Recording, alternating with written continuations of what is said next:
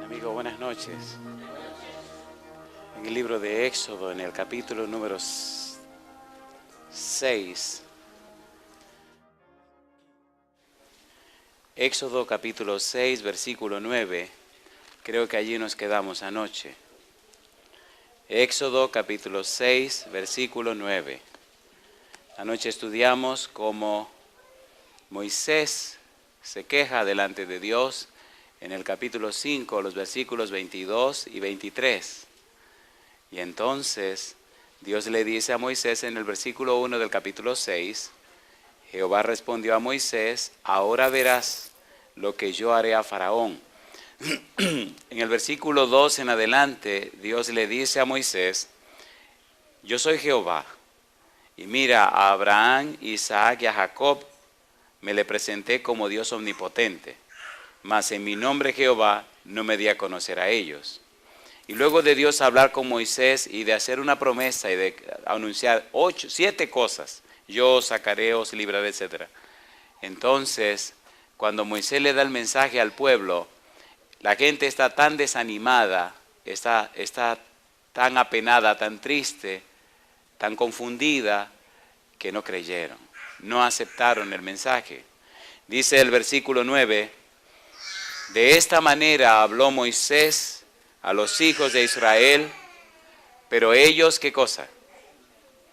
Pero ellos no escuchaban a Moisés a causa de la congoja de espíritu y de la dura servidumbre. ¿Podemos estar en pie para orar? Esta noche tenemos mucho que decir y a ver si el tiempo nos ayuda para decirlo. Querido Padre Celestial, gracias por la oportunidad de reunirnos otra vez en este santo lugar para aprender más de su palabra. Señor, para conocerle más a usted. Gracias por los ángeles que nos acompañan. Gracias por su Espíritu Santo que se mueve en cada corazón. Y gracias por los amigos y amigas que han venido para escuchar su verdad.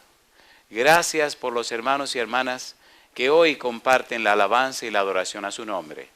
Dios querido, háblenos, que su Santo Espíritu nos hable a través de su palabra y que todo lo que ocurra esta noche sea para la gloria de su nombre. En su mano santa nos entregamos, Señor, en el nombre bendito de Jesús. Amén. Hablando con relación al versículo 9, decíamos anoche que hacía varias generaciones que los israelitas estaban esclavos en Egipto. Generación 1, generación 2, generación 3, generación 4, 5, etc. 40 años compone una generación y habían pasado muchos 40 años. De modo que los hijos habían sido esclavos y también los nietos habían sido esclavos y también los bisnietos habían sido esclavos y también los tataranietos habían sido esclavos. Generaciones de esclavos, tenían una mente de esclavos, tenían costumbres de esclavos, tenían una filosofía de esclavos, tenían una idiosincrasia de esclavos, tenían una cultura de pensamiento de esclavos, tenían un estilo de vida de esclavos y tenían una forma de ser de esclavos. Y la manera como estaban tratando a esos esclavos no era de una mejor manera, no era de una buena forma. Ya les hablé ayer de la estructura política, la estructura de trabajo de la esclavitud. Si miran el capítulo número 5, versículo 13 en adelante, mire usted cómo se movió la cosa cuando Moisés se presentó delante de Faraón para decirle que dejara salir al pueblo de Israel. Versículo 13, y los cuadrilleros los apremiaban, los cuadrilleros eran egipcios, diciendo, acabad vuestra obra, la tarea de cada día en su día, como cuando se os daba paja. Y azotaban a los capataces de los hijos de Israel, que los cuadrilleros de Faraón habían puesto sobre ellos, diciendo, ¿por qué no habéis cumplido vuestra tarea de ladrillo ni ayer ni hoy como antes? Los estaban golpeando. Los cuadrilleros eran egipcios, pero los capataces eran israelitas. Así que los capataces israelitas estaban haciendo trabajar a los israelitas. Y cuando los israelitas no cumplían su trabajo, los cuadrilleros egipcios golpeaban a los capataces israelitas. Y esa situación estaba en el ambiente, capítulo número 6. Entonces, ahora dice Jehová, vamos a trabajar. versículo 10 en adelante. Aquí comienza la acción de Dios. Ya el problema está montado, ya hay un enfrentamiento. Jehová mandó a Moisés que hablara con Aarón, habló con Aarón. Mandó a Moisés y a Aarón que hablaran con los ancianos, hablaron con los ancianos. Mandaron a Moisés y a Aarón que hablaran con el pueblo, hablaron con el pueblo. El pueblo aceptó y adoró a Dios. Pero cuando Moisés y Aarón se presentaron con Faraón, entonces Faraón dijo, ¿y quién es Jehová para que yo deje ir a Israel? Yo no conozco a Jehová ni sé quién es Jehová. Entonces Faraón agrava la esclavitud sobre los israelitas. La situación se pone sombría, se pone oscura. La situación se pone tan difícil que entonces los israelitas le protestan a Moisés y a Aarón y le dicen, ustedes le están poniendo la espada en la mano al faraón para que nos mate. Nosotros preferimos seguir vivos y esclavos que muertos esclavos. Mejor váyanse y déjennos tranquilos. ¿Sí o no? ¿Recuerdan que le leí un parrafito de la versión aramea? Donde dice una añadidura en la versión aramea que no está en la versión que nosotros tenemos, dice, y le dijeron, déjanos solos y sirvamos a los egipcios, pues es mejor para nosotros que sirvamos a los egipcios antes que morir en un desierto. Ustedes lo que nos están ofreciendo es salir para un desierto, déjenos tranquilo aquí. Todo el cuadro sombrío, todo el cuadro difícil. Pero antes de Dios dar el primer golpe, tiene que hacer algunos ajustes y algunos arreglos y tenemos que estudiarlo esta noche. Uno de los más grandes males de la sociedad moderna es perder el concepto de quién es Dios. Lo peor que le ha pasado a la posmodernidad es tener un concepto errado de quién es Dios.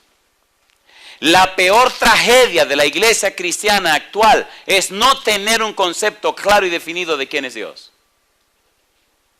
La más grande desgracia del cristiano moderno es que no tiene un concepto personal profundo y acabado de la majestad, de la grandeza y de la omnipotencia de Dios. El cristiano actual ha reducido a Dios a un concepto, ha reducido a Dios a una circunstancia, ha reducido a Dios a un trato tan vil, tan bajo, tan común, que lo trata como si fuera un cualquiera, un amigo, un vecino, qué sé yo. ¿Sí o no? ¿Sí o no? ¿Sí o no? A ver, ¿sí o no? Cuando usted menciona el nombre de Dios, lo hace hasta sin respeto. Seamos sinceros. En cambio, los ángeles, los querubines, los serafines, seres magníficos en poder y en potencia, no se atreven a pronunciar el nombre de Dios sin inclinar la cabeza y con sus alas taparse el rostro, para ni siquiera levantarlo al mencionar el nombre de Dios. Solo el nombre. Los judíos, cuando iban a mencionar el tetragramatón, no decían nada, solo decían Señor y bajaban la cabeza. Y nosotros hoy día usamos el nombre de Dios de cualquier manera. ¿Es así o no es así? Un irrespeto increíble.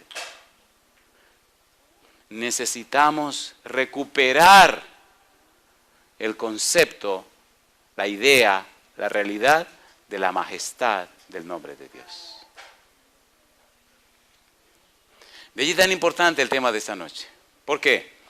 Dios tiene la forma de hacer sus cosas. Escuchen, Dios es un Dios de orden, Dios se organiza, Dios prepara. Y esta noche se nos va a ir toda la noche nada más en esta parte. Porque si entendemos esta parte, entenderemos entonces los temas que vienen más adelante. ¿Por qué? Si no entendemos esta parte, en nuestra vida no van a ocurrir cosas poderosas y maravillosas. Porque Dios no hace cosas poderosas y maravillosas con los irreverentes. Todo hombre o mujer que conoce a Dios tiene cuidado y respeto hasta de su nombre. ¿Es así o no es así? ¿Sí o no? Y entonces Dios hace maravillas en la vida de ese hombre o de esa mujer. Sin santidad nadie verá a Dios. ¿Se acuerdan ustedes cuando Moisés se acercó a la zarza? Lo que le dijo Dios, quítate los zapatos, que el lugar donde estás es cosa, tierra santa. Y Moisés dice, se tiró al suelo y se tapó el rostro con la cara por temor de ver a Dios. Pero qué cosa linda, la amistad entre Dios y Moisés se hizo tan estrecha que llegó un momento donde de tanto relacionarse, Moisés se atrevió a decirle a Dios, yo te quiero ver. Qué cosa rica. ¿Lo dijo o no lo dijo? Capítulo 33 de Éxodo. yo te quiero ver. Y entonces le dice papá Dios, ya eran en llave, ya eran amiguitos, ya eran, ¿me entiendes? Entonces le dice Dios, mira Moisés, eso que tú estás pidiendo, vamos a hacer una cosa rica. A mí me gusta Dios. La gente tiene un concepto de Dios tan raro, porque la gente usa lo que se llama el antropomorfismo, es decir, le da figura humana a Dios, y eso hacían los griegos. Dios no tiene nada que ver con las figuras y las imágenes raras que los hombres inventan. Dios es más que eso. Lo que sabemos de Dios es lo que Él ha revelado. Pero el hombre se inventa formas y maneras para interpretar a Dios y decir que Dios es así. No, Señor, Él es más que eso. Pastor, ¿qué es Dios? Más que eso. ¿Y qué es más que eso? Eso, más que eso. Eso mismo, más que eso. Yo te quiero ver, fue lo que le dijo Moisés a Dios. Mira, está bien, mira. Tú te vas a poner detrás de esa roca. Yo voy a tapar este hueco con mi mano. Y después que yo cruce, dijo Dios, yo voy a proclamar el nombre de Jehová. No tú, yo lo voy a proclamar. Y entonces voy a retirar mi mano para que tú veas mis espaldas. Porque un ser humano no me puede ver y seguir viviendo. Si me ve, se muere.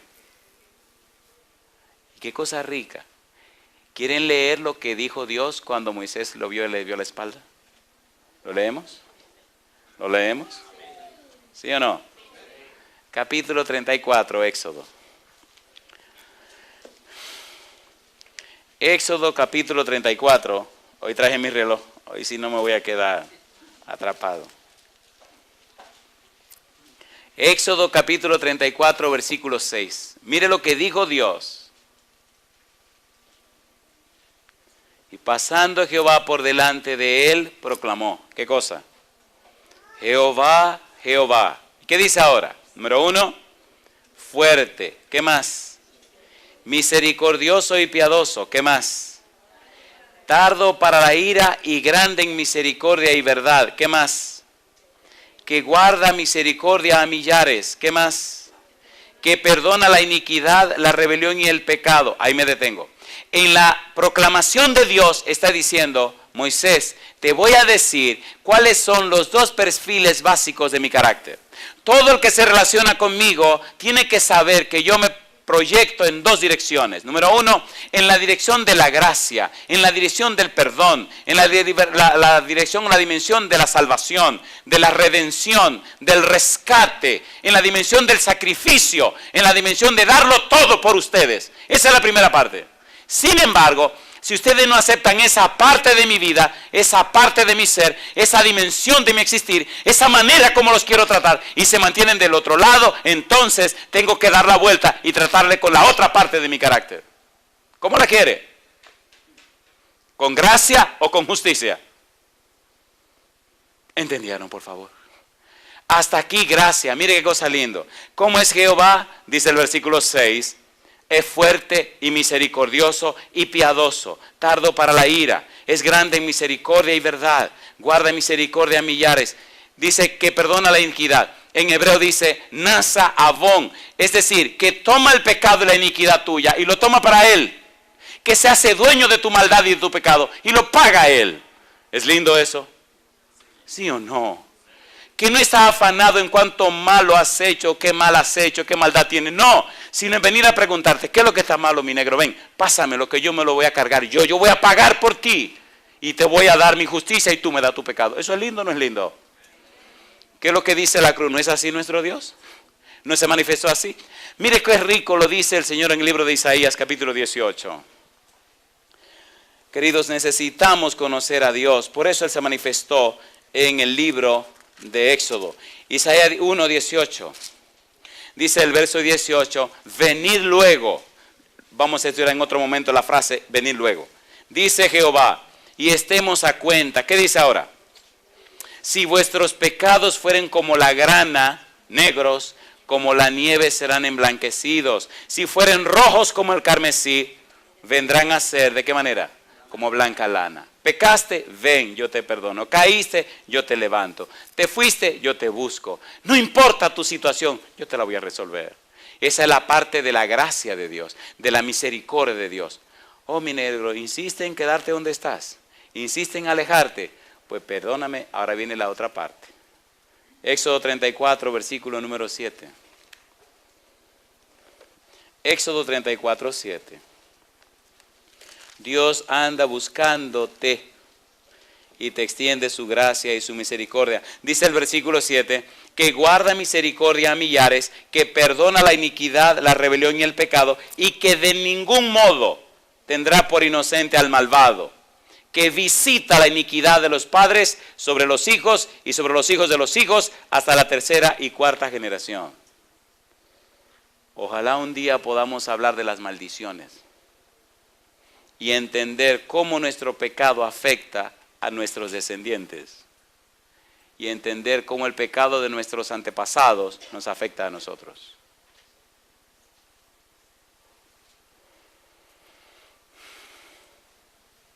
Pero ya eso es comida para otro momento. Éxodo capítulo 6, vamos al tema de esta noche porque el tiempo aquí corre muy aprisa y tenemos que trabajar con el tema de esta noche. Éxodo capítulo 6, versículo 10 al 14. Estos 4 versículos, si usted quiere llamarlo, llámele así. Llámele así. Aspecto legal de la participación de Jehová. ¿Aspecto cómo? Legal. Escuche bien. Dios es un Dios de orden.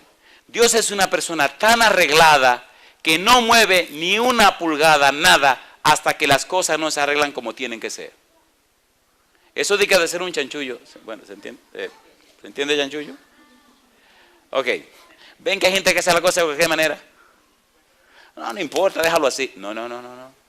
A Dios le gusta todo, mira, como tiene que ser. Hacerlo todo decentemente, ¿cómo? Dios sabe que existe el aspecto legal en su trabajo y su participación. Ay, hombre, eso es tan lindo. Esta partecita que le voy a contar es tan hermosa. Ustedes recuerdan que Adán y Eva pecaron. ¿Se acuerdan o no se acuerdan? Él dijo que la simiente de la mujer pelearía con la simiente de la serpiente. ¿Se acuerdan o no se acuerdan? La simiente de la serpiente es el pecado, por tanto es Satanás. La simiente de la mujer es Jesucristo, que nacería de una mujer. ¿Qué dice Isaías 7:14? Que la virgen concebiría a luz y daría a luz un hijo. Una virgen iba a concebir. Es decir, iba a quedar embarazada una virgen sin conocer hombre. Y en el libro de Mateo capítulo 1 dice, versículo 18, que María quedó embarazada por obra del Espíritu Santo. ¿Sí o no? Porque el santo ser que nacería sería llamado Hijo del Altísimo. Isaías dijo que se llamaría Emanuel, que significa Dios con nosotros. Así que María quedó embarazada y entonces Cristo nacería de María, pero Cristo es Dios con nosotros, Emanuel. ¿Por qué Cristo tenía que nacer de una mujer? Porque precisamente un hombre y una mujer fueron los que pecaron. Tenía que ser la simiente de la mujer que se enfrentara con Satanás. Así que Cristo nació como la simiente de la mujer. Y esos son principios legales. Si Dios va a hacer algo con los hombres, tiene que seguir los principios legales. ¿Se entiende? Dios no puede poner la regla del juego y salirse con la suya por otro lado. Dios se respeta mucho. ¿Se hizo Dios hombre? Sí. ¿Participó de carne y sangre? Sí. ¿Vivió entre los seres humanos? Sí. ¿Lo tomaron y lo clavaron en una cruz? Sí. ¿Murió en esa cruz? Sí. Pues pagó el pecado tuyo y el pecado mío. Por tanto, tú puedes ser perdonado. ¿Se entiende eso? Eso se llama derecho legal. ¿Por qué? Porque los seres humanos no vivimos como chivos sin ley. Todo el vasto universo está contemplando todo lo que pasa en esta tierra. El conflicto entre el bien y el mal es cósmico. ¿Qué significa eso? La palabra cosmos es donde se usa la palabra mundo o la palabra universo. Si es un conflicto cósmico, significa que todo el universo está envuelto. ¿Sabe todo el universo lo que está pasando en esta tierra? Claro que sí. En la primera plana de todos los periódicos del universo aparecen las noticias de la tierra todos los días. Pastor, ¿qué usted está diciendo? Que a donde vino el Hijo de Dios que se hizo hombre, que a donde Dios se hizo humano, aquí este mundo, este planetita, se convierte en la noticia de primera plana de todo el resto del universo. Y usted es uno de los artistas, de los participantes, aunque no lo crea. Ahora Dios va a rescatar a su pueblo, pero tiene que seguir el procedimiento legal. De allí la importancia de estos 4 versículos, por favor, que aparentemente no tienen sentido, pero cuando se lo explique le van a ver todo el sentido. Capítulo 6, versículo 10 de Éxodo. Esta es una parte muy profunda y muy hermosa. Éxodo 6, 10. Y habló Jehová a Moisés diciendo: entra y habla a Faraón, rey de Egipto, que deje ir de su tierra a los hijos de Israel. Y respondió Moisés delante de Jehová: he aquí, los hijos de Israel no me escuchan. ¿Cómo pues me escuchará Faraón, siendo yo torpe de labios? Entonces Jehová habló a Moisés y a Aarón y les dio, ¿qué cosa? Mandamiento para los hijos de Israel y para Faraón, rey de Egipto, para que sacasen a los hijos de Israel de la tierra de Egipto. Estos son los jefes de las familias de sus padres, los hijos de Rubén, el primogénito de Israel, Anoc, Falú, Esrón y Carmi. Estas son las familias de Rubén. Y usted sigue mirando, y llega al versículo 20. Y Amram tomó por mujer a Jocabed su tía, la cual dio a luz a Aarón y a Moisés, y los años de la vida de Amram fueron 137 años. ¿Qué tiene que ver una genealogía con lo que estamos tratando? Escuche ahora. Si Moisés y Aarón van a ser los instrumentos de Dios, tienen que ser israelitas legítimos. Si no son israelitas legítimos, no pueden ser las herramientas de Dios. En la Biblia, la genealogía de una persona define de dónde viene. Moisés y Aarón tenían que tener una línea directa de los patriarcas del Antiguo Testamento. Tenían que estar conectados con los patriarcas antiguos que fueron llamados por Dios. Escuche bien. Si estos dos instrumentos de Dios no están conectados con el pasado, no tienen derecho de hacer lo que Dios va a hacer con ellos. Ahora Dios presenta la genealogía de ellos para decirle a todo el mundo, al pueblo, a Moisés, a Aarón y hasta a Faraón, que esos dos cumplen con las condiciones necesarias para ser usados por Dios.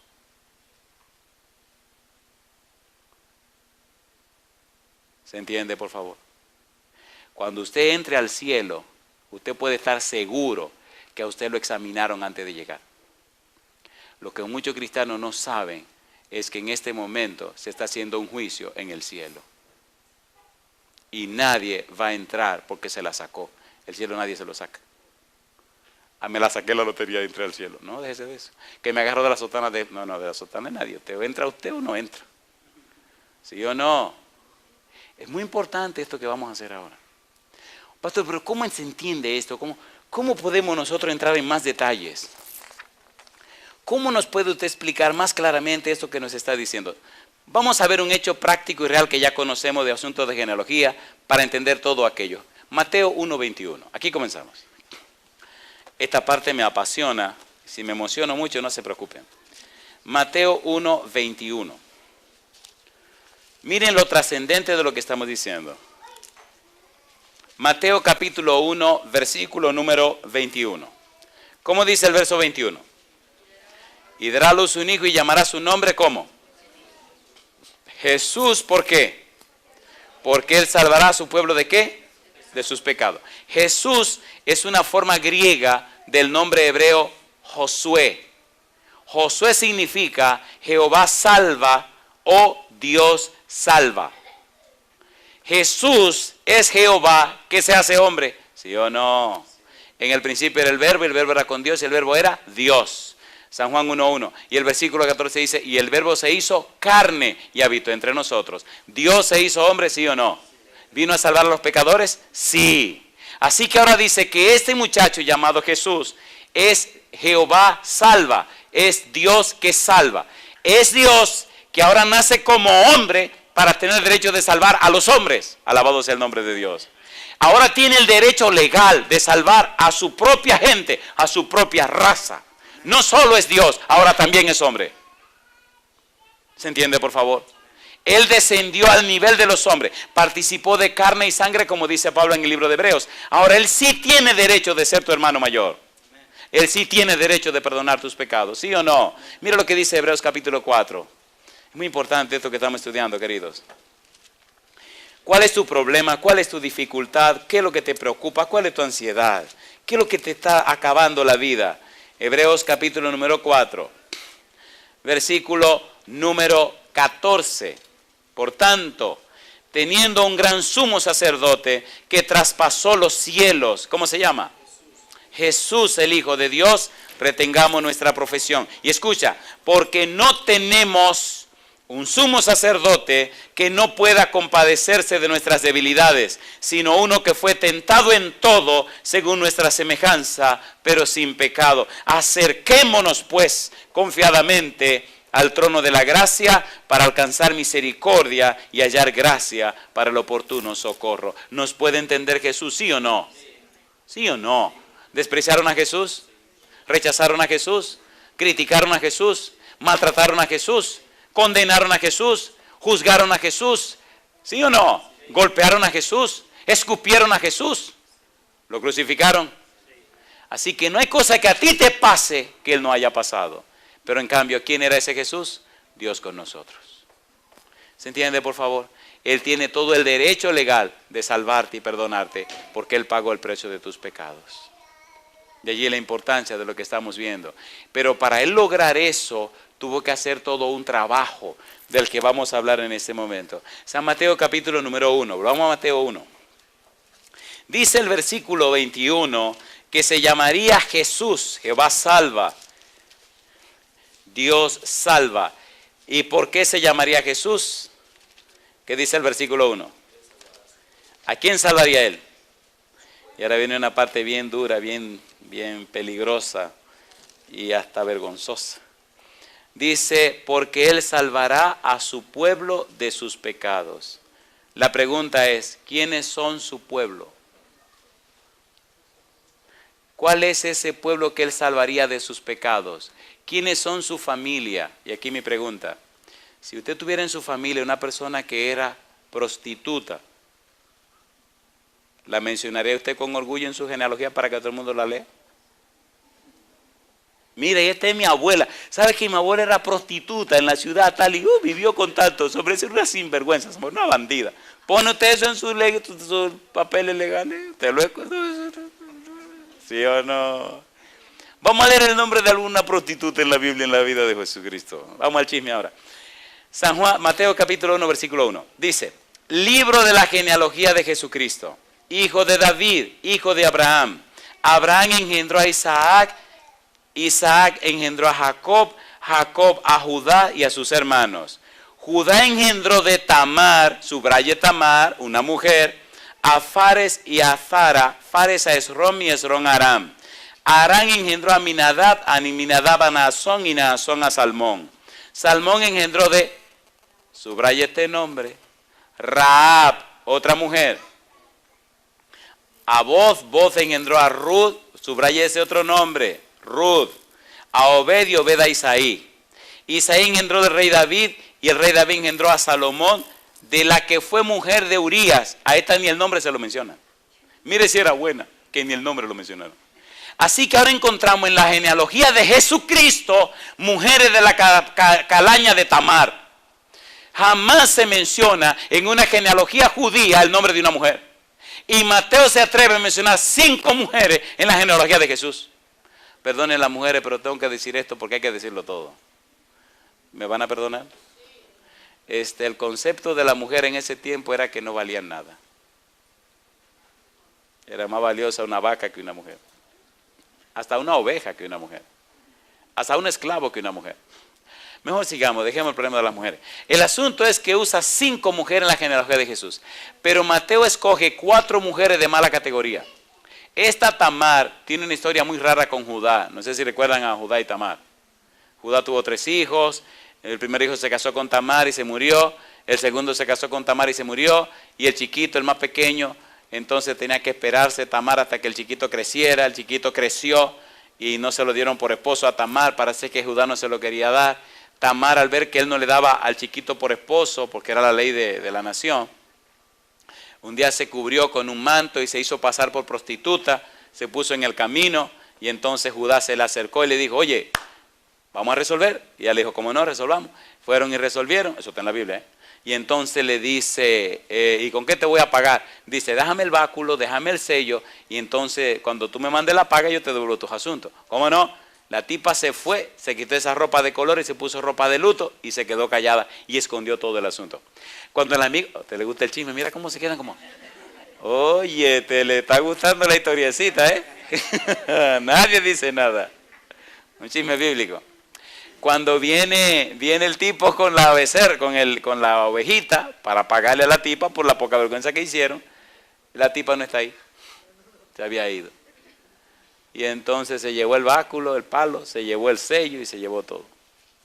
Compadre, a los tantos meses sale la noticia que Tamar está embarazada. ¿Saben lo que hacían con las mujeres que estaban casadas con un heredero o con una familia? Si vivía con otro, la mataban. Judá inmediatamente dijo que la saquen y la apedreen. O sea, mátenla, porque esa era la ley. Y cuando la fueron a matar, dice ella, el papá del muchacho es el dueño de estas cosas que yo tengo en la mano. Cuando fueron a buscar, dice, mira querido, la tipa dice que el papá del muchacho ella tiene el báculo y el sello. Y ¿cómo? Cuando fue a ver, era de él. Una preguntita le voy a hacer, querido. ¿Es una buena noticia que tu familia haya una tipa tan rara como esa? Y un tipo tan raro, es bonito saber eso. Sin embargo, esa mujer es familia de Jesús. Viene de la línea de Jesús. Aunque a usted no le guste. Coja ahora, esa no es tan difícil, la difícil viene ahora. Dice en el versículo 5 que Salmón engendró de Rahab a Boz. ¿Quién era Rahab? ¿Recuerdan la toma de Jericó? ¿Recuerdan la ramera Rahab? ¿Se acuerdan o no se acuerdan? ¿Se acuerdan que escondió los 2 espías? ¿Se acuerdan que hicieron la promesa? Si nos esconde y nos vamos, cuando destruyamos la ciudad, te perdonamos a ti y a tu familia. ¿Recuerdan que lo bajó por un muro y puso un asunto de grana en la pared? Y cuando acabaron con la ciudad, se salvó Rahab y su familia. ¿Qué Rahab ustedes creen que está hablando ahí la Biblia? La ramera de Jericó. ¿Tiene Jesús familia, un ramera en su familia? ¿Tiene una ramera llamada Rahab? Claro que sí. ¿Ustedes me entienden lo que quiero decir? ¿A quién vino a salvar Jesús? A su pueblo. ¿Pero quiénes son su pueblo? Tamar, Rahab, Betsabé. Mujeres que no valían la pena, que no servían para nada. En cambio, están en la genealogía de Jesús. ¿Se entiende o no se entiende, por favor? ¿Y usted, cuánto es que vale? Si salvó a esa bandida, si salvó a esas mujeres, ¿lo puede salvar a usted sí o no? ¿Sí o no? Pero tiene que ser derecho legal. Para salvar a los pecadores, tenía que nacer de familia pecadora. Vino a salvar a su pueblo. ¿A quiénes? A los pecadores. ¿Quiénes son los pecadores? Los que están en esa genealogía. ¿Se entiende o no se entiende ahora? ¿Tiene derecho legal Cristo de salvar a Laurencio? Claro que sí. ¿De salvarlo a usted? Claro que sí. ¿Por qué? Porque usted y yo somos pecadores. Pero somos del pueblo del Señor Jesús.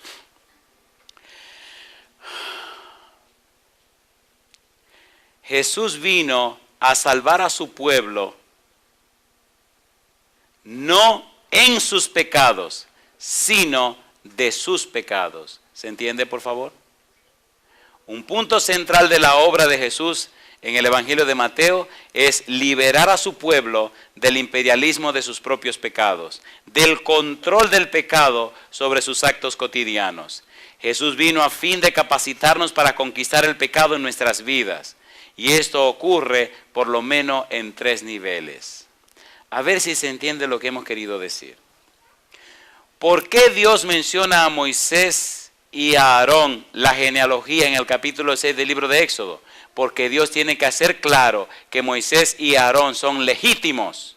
Son de ese pueblo de Israel a quien Dios va a usar para sacar y liberar a su pueblo. ¿Por qué la genealogía de Jesús? Porque tenía que estar claro que Jesús tenía en su descendencia personas pecadoras. En Mateo 1, 21 dice, de la que fue mujer de Urías. ¿Se acuerdan la historia de la mamá de Salomón? ¿Era buena o mala esa mujer? Era malísima. Bueno, aquí le va el otro chisme también. En el versículo número 6 de San Mateo capítulo 1 dice, Isaí engendró al rey David, y el rey David engendró a Salomón, de la que fue mujer de Urías. ¿De qué nación era Urías? De la nación de los hititas, de los eteos. Por ahí dice Urías eteo. Esta mujer, ¿sabe? Estaba casada con su esposo Urías eteo, que era capitán de la guardia de David. Un día David se paseaba por la terraza, la azotea de su palacio, de su casa, y esta mujer se estaba bañando en su casa. Era tan interesante esta señora que se bañaba con las puertas abiertas.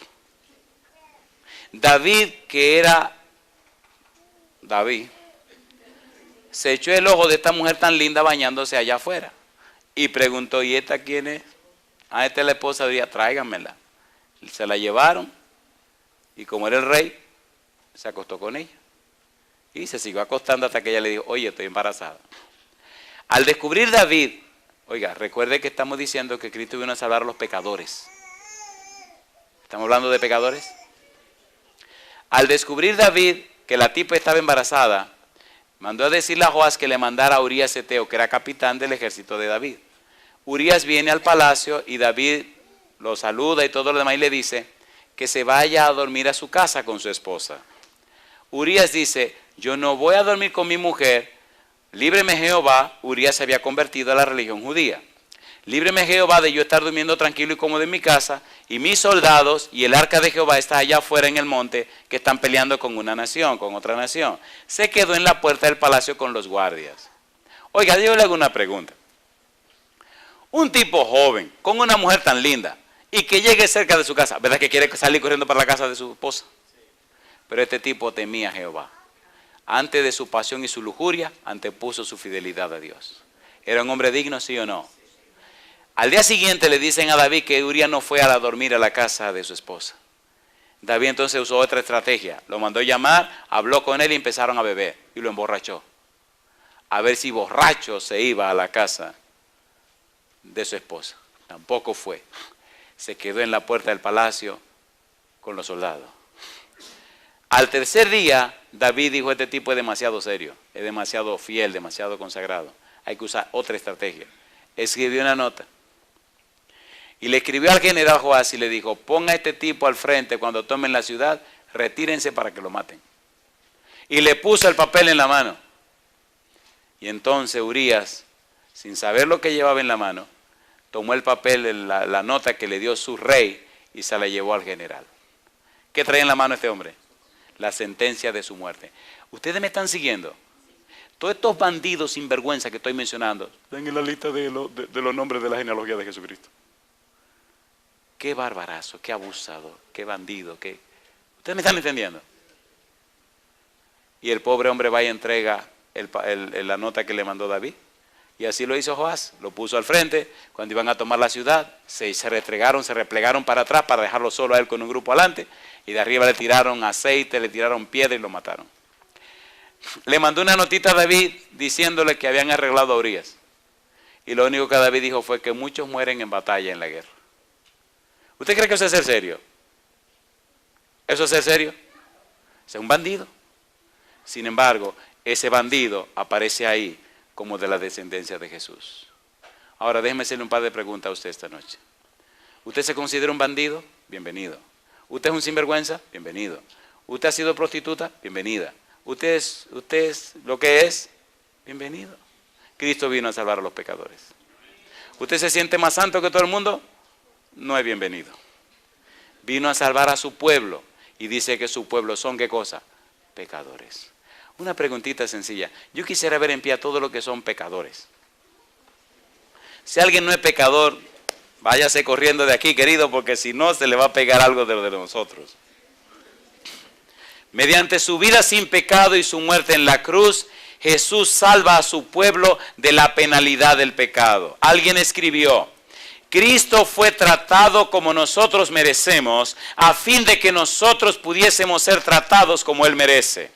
Fue condenado por nuestros pecados en los que no había participado, a fin, dice esta cita, de que nosotros pudiésemos ser justificados por su justicia, en la que no habíamos participado. Él sufrió la muerte nuestra, a fin de que pudiésemos recibir la vida suya. Por su llaga fuimos nosotros curados. ¿Por qué una genealogía? Para presentar claramente, legalmente, legítimamente, que Dios está cumpliendo con las condiciones. ¿Por qué una genealogía? Porque no hay otra manera que Dios tiene de hacer las cosas que no sea en la forma correcta y apropiada. ¿Por qué una genealogía? Porque tenía que quedar bien claro que el Dios que se hizo hombre estaba siguiendo los pasos correctos y legales que Dios establece. Por eso ahora, no importa cuán bajo usted cayó, no importa cuán lejos se fue, no importa cuánto se ensució y no importa cuántos demonios han estado dentro de usted, la sangre de Jesucristo le limpia de todo pecado. Y si el Hijo lo liberta, usted será verdaderamente libre. Y eso hace la diferencia. El punto está cuánto hemos aceptado esto sinceramente. Dios hizo su parte. ¿Acepta usted la parte que hizo Dios? Y ese es el problema que estamos viviendo hoy. La gente no quiere creer en lo que Dios ya hizo. ¿Murió Cristo en la cruz? Entonces tú tienes acceso al perdón y a la salvación. Derramó su sangre en la cruz, entonces esa sangre te limpia de todo pecado. Ahora tú eres de la familia de Jesús. ¿Te sientes malo y pecador? Eres de la familia de Jesús.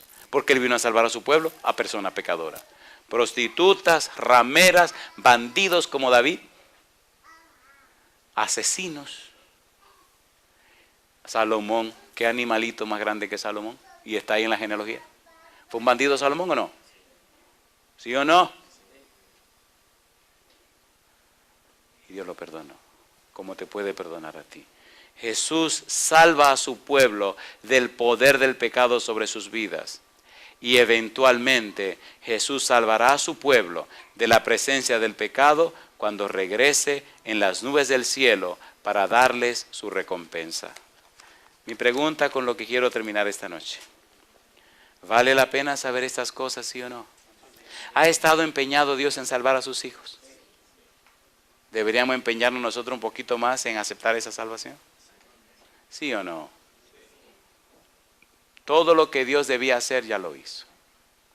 Ahora falta que usted acepte lo que Él hizo por usted.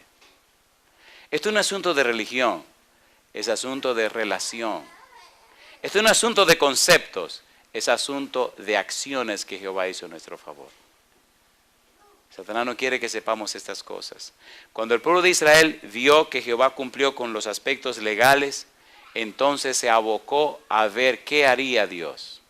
Y Dios entró a Egipto entonces con todos los derechos y comenzó a amarrar uno por uno todos los dioses egipcios. Uno por uno, uno por uno, uno por uno, uno por uno, uno por uno, hasta que los amarró a todos.